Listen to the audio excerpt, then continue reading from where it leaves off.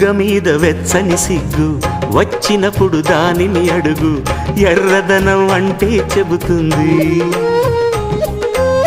పెదవి కొమ్మ పూసిన పువ్వు అందమైన నీ చిరునవ్వు తెల్ల రంగు అట్టా ఉంటుంది నీలో నిలువున పులకలు రేగిన వేళ నువ్వే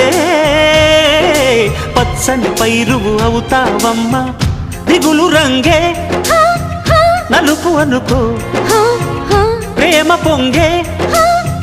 పసుపు అనుకో భావాలను గమనిస్తుంటే ప్రతి రంగును చూస్తున్నట్టే